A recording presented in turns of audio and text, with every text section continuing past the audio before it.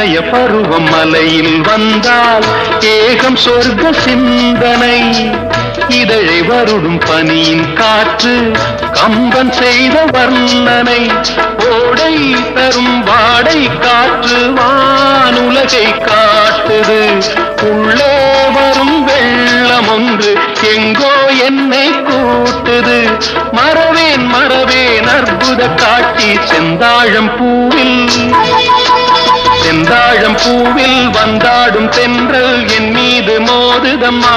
உவாசம் மேடை போடுதம்மா, பெண் போலே ஜாடை பேசுதம்மா. அம்மம்மா ஆனந்தம் அம்மம்மா.